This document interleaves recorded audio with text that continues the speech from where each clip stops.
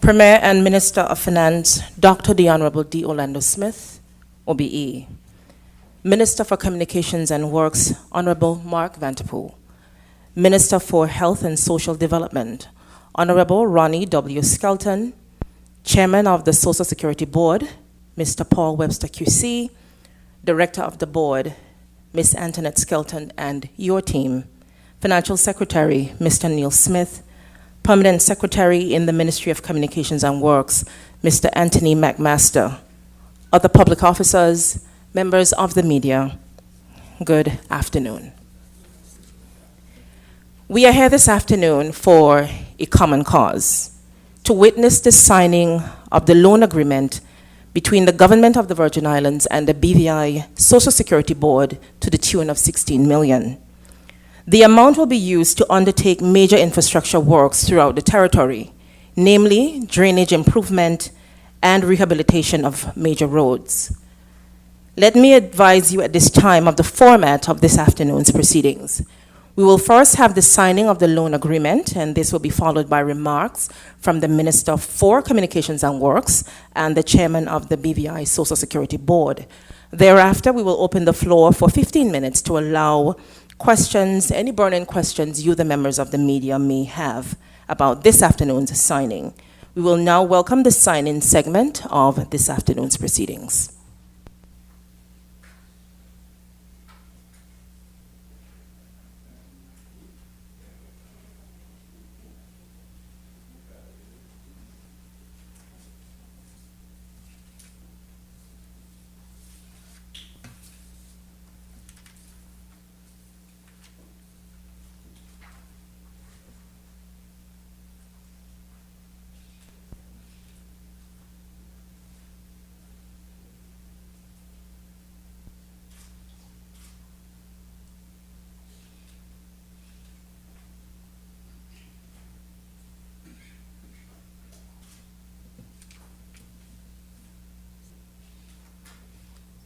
Now that the signing has concluded, we now welcome the Minister for Communications and Works to bring you his remarks.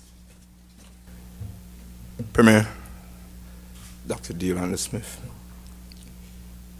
Honorable Ronnie W. Skelton, Mr. Paul Webster QC, Chairman of the Social Security Board, Ms. Antoinette Skelton, Director, FS, Mr. Neil Smith. I recognize the Deputy Director of the Board. Also here today, Ms. Jeanette Scatliff-Boynes, my Permanent Secretary, Deputy FS. All of the other civil servants working hard on this project. I also recognize the media, Director of Communications also. I am pleased to welcome you here today as we sign a loan agreement between the Government of the Virgin Islands and the BVI Social Security Board for $16 million to facilitate the development of the road network infrastructure throughout the territory. Ladies and gentlemen, this is a major development on many fronts. As a government, we recognize and appreciate the efforts of the BVI Social Security Board to fulfill its internal mandate as part of its long-term investment strategy to contribute to the building up of our local infrastructure.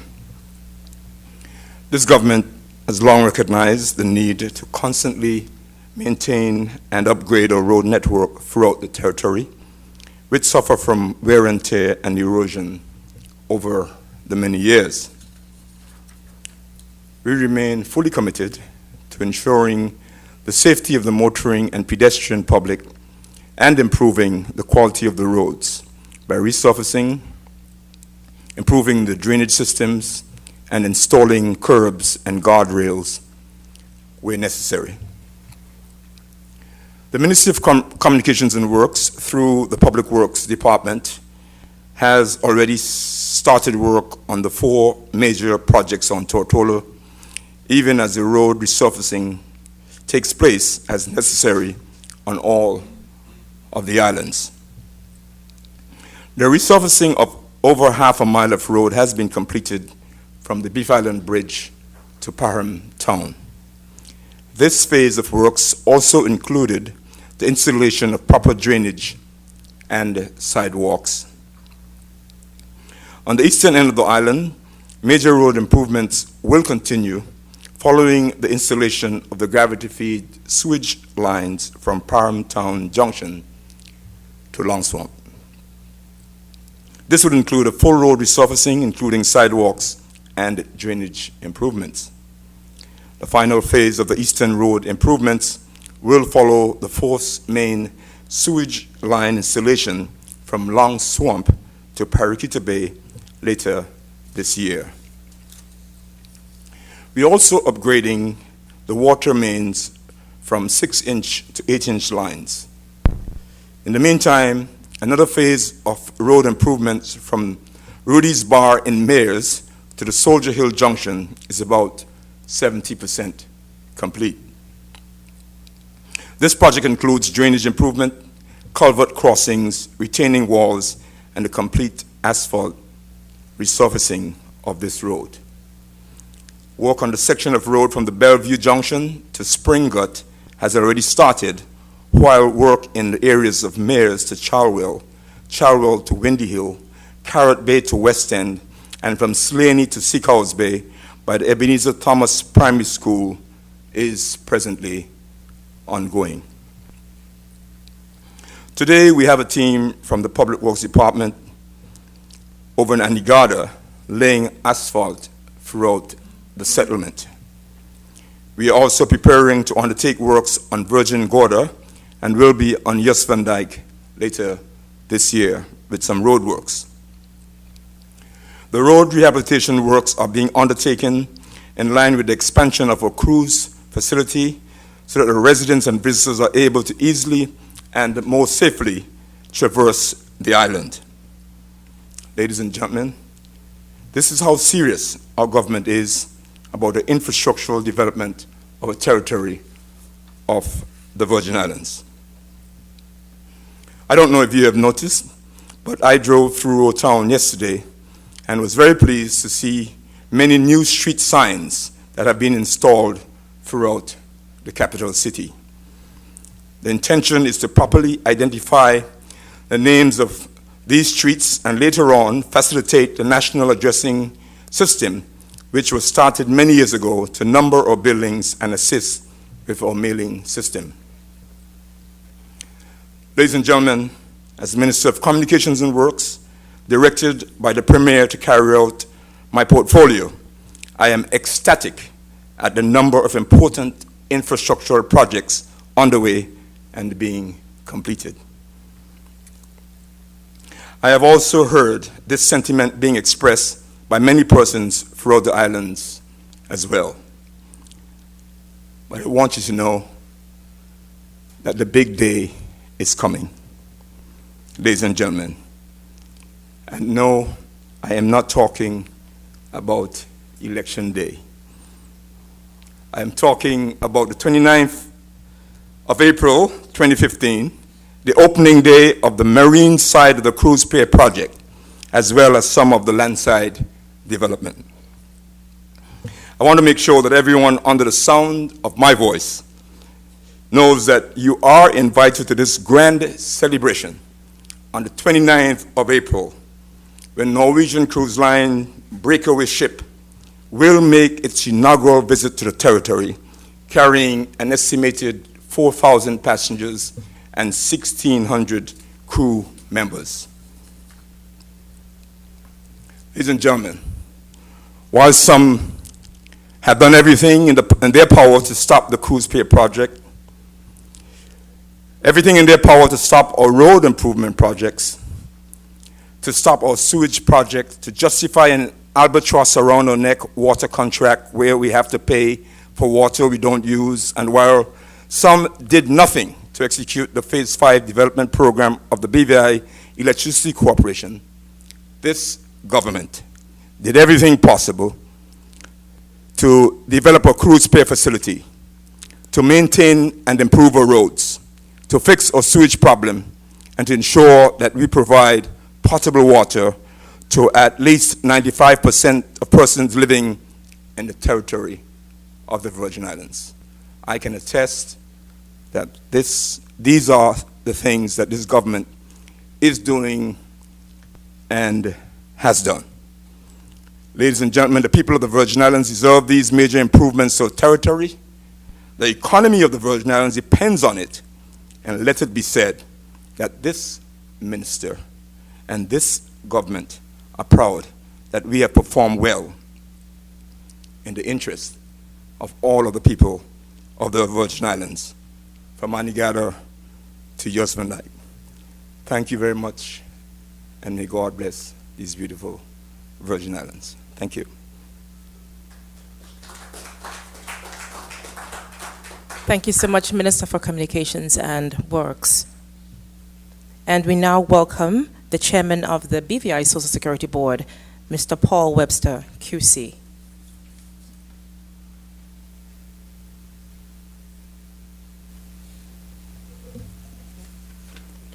Thank you, Madam Chair. Honorable Premier and Minister of Finance, Dr. D. Orlando Smith. Honorable Minister of Health and Social Development and Minister with responsibility for Social Security, Ronnie W. Skelton. Honorable Minister of Communications and Works, Mr. Mark Vanterpool. Mr. Financial Secretary, distinguished guests, members of the press, ladies and gentlemen. I am pleased to give a few remarks this afternoon on the occasion of the signing of the loan agreement between the Social Security Board and the Government of the Virgin Islands. The loan proceeds will be used for the ongoing road improvement project.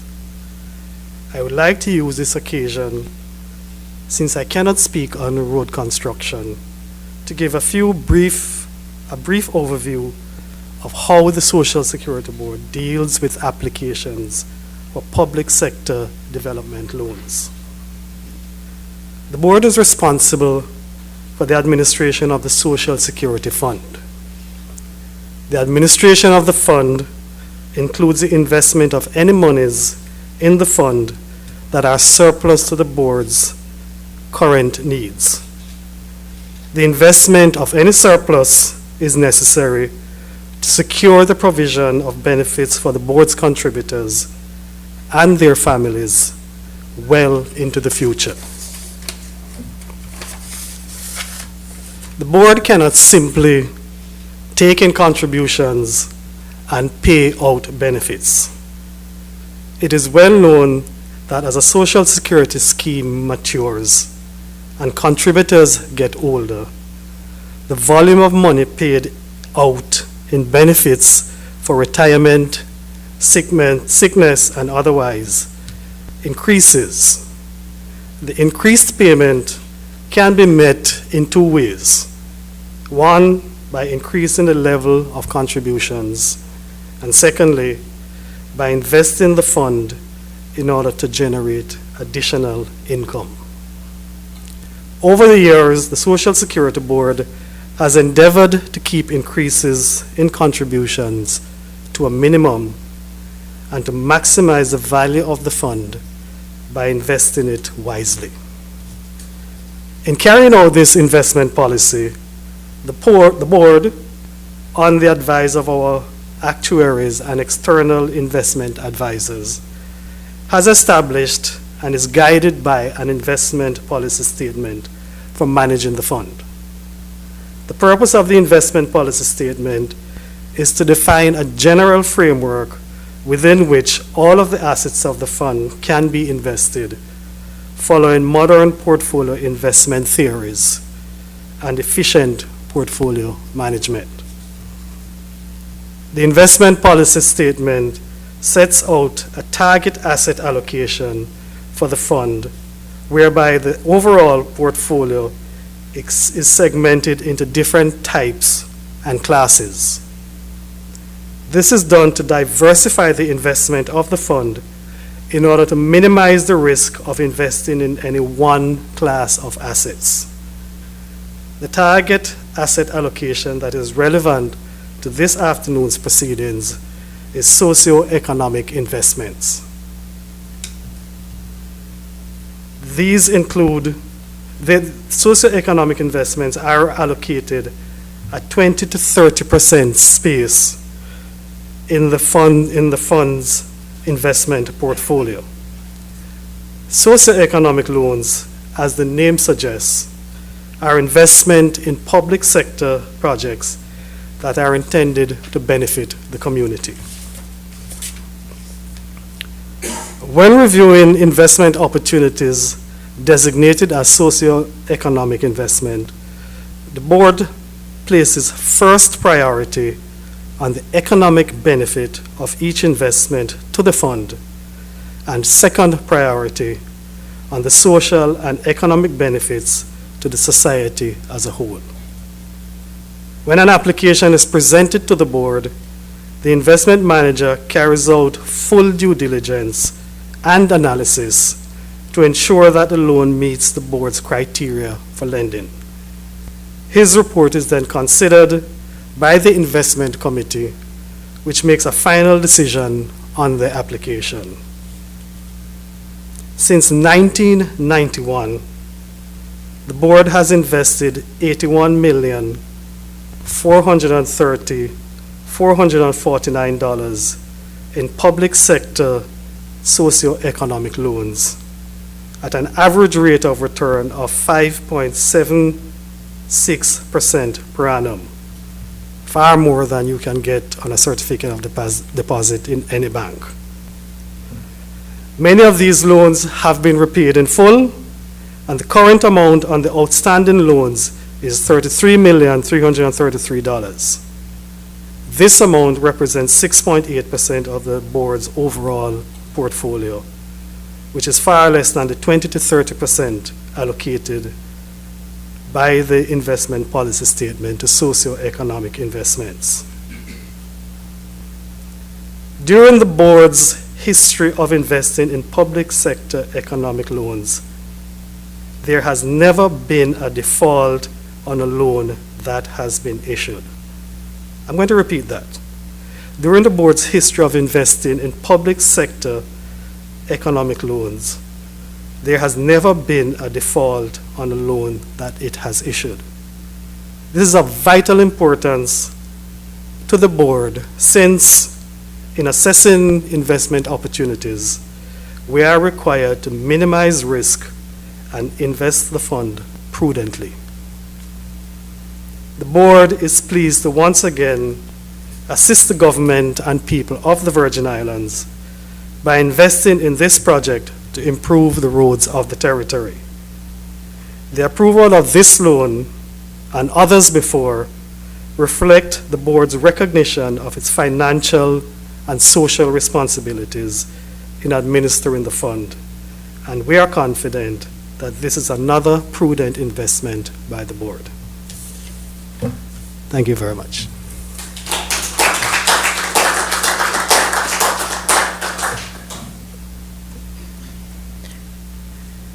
Thank you so much, Mr. Webster. And now at this time, we now open the floor for questions from you, the members of the media, and we'll have this segment open for just about 15 minutes. Good afternoon, Zan Lewis, ZBVI Radio. Question for the Minister. Minister Van der Poel, that is. We agree that there's need to fix the roads in the Virgin Islands. But we also know the election is pending.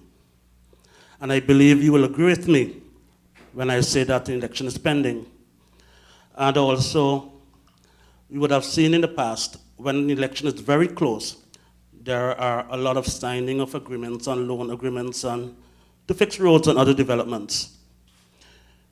Would you say, sir, that the signing of this loan today was motivated by a common election, or it was something that planned in the pipeline for a long time?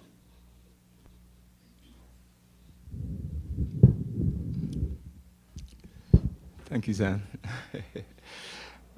Zan, I think if I sort of go back to the history of this road improvement program, it goes back to, and Dr. Glasgow, who's here,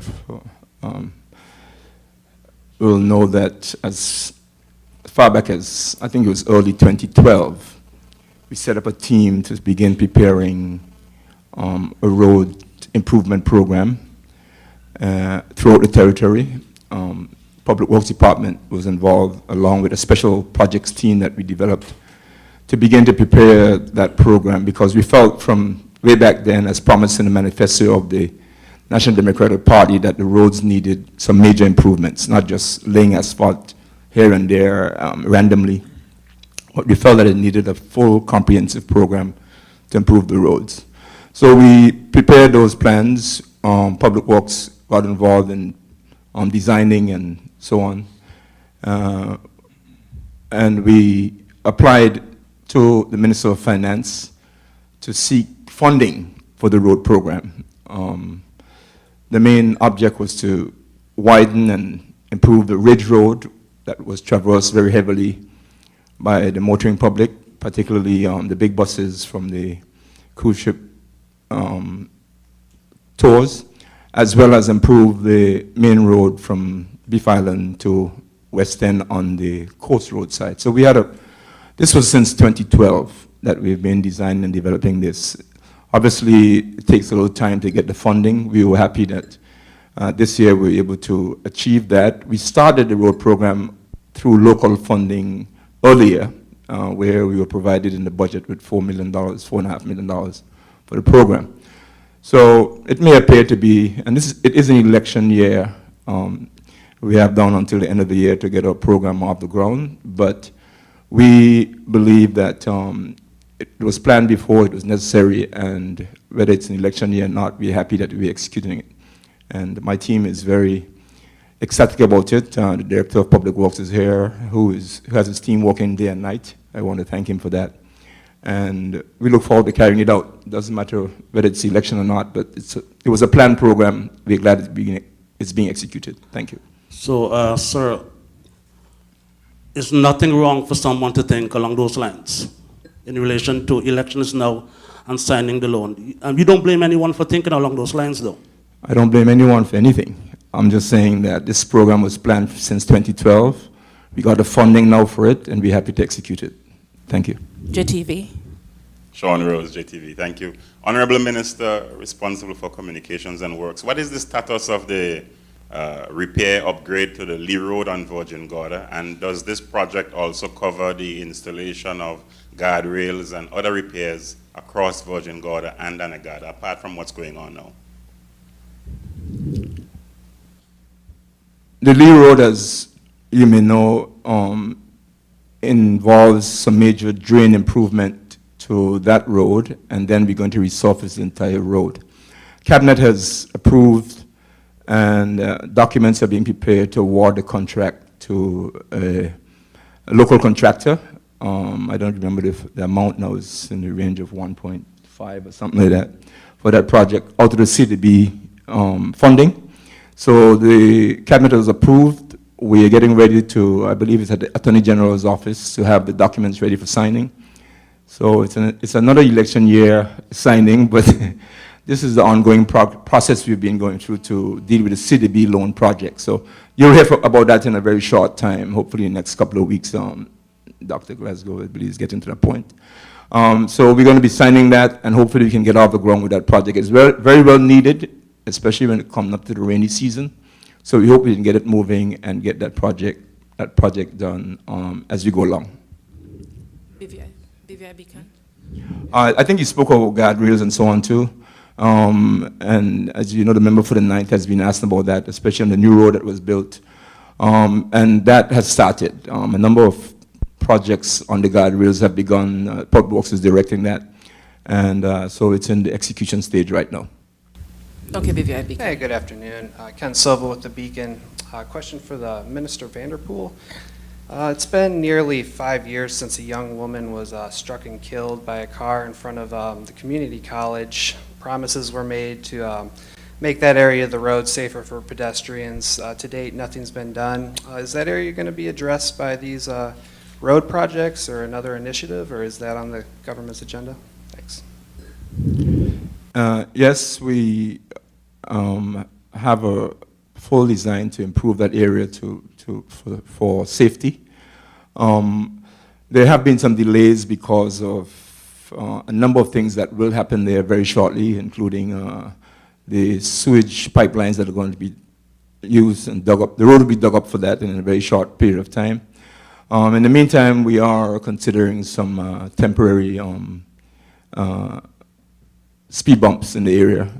We have done a lot of work on the lighting of the area, as you may know, but we are going to probably put in some temporary road cameras in the area. So that's something we are looking into. We've had discussion about that up to this week with the college president and so on. So we're looking forward to that shortly. But ultimately, we have a major improvement to the area to improve the safety. Okay, thank you. And just to clarify, that'll be a future initiative and not in this round of spending? The speed bumps are going to be done. Okay. The sewage project spending will be done in this round, yes, out of the sewage funding that we have. And so we're getting closer to that very shortly. Okay, we'll take one more question. Minister Vanderpool, what you have before you to come to the conclusion that everything was done up, what's been done to stop the road improvement project? How you came to that conclusion? And it's an overall strategy, obviously. I think to have borrowed $16 million to improve the roads in the territory and be questioned as to whether we are spending all of it for roads or not and so on is really frivolous. Because we put out a program where we indicated that 15.3 or whatever it is the total amount of the road program. Obviously, if you're going to be improving the roads, there are going to be contingencies.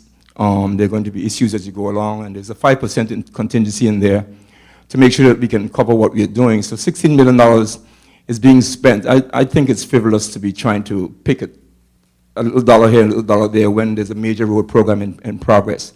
So it's just everything done to, I mean, they would have loved to see in my view, the loan not approved. Now that it's approved, there's a question about it. They want, I don't know if there's going to be an inquiry into the $700,000 or not. A commission of inquiry asked for, but I think the territory needs the roads. $16 million is approved. Everyone knows when you have a project like this, there's a contingency. Why is it a big deal? Why is it in the news every day? Why is someone speaking on it? And, you know, in a democratic society, one can ask any question, but certainly you don't want to appear to be preventing progress for the people of the territory, and that's what this government is all about. At this time, I would like to thank you, the members of the media, for your questions. Minister Vanderpool, I would like to give you this opportunity to give any last remarks that you may have.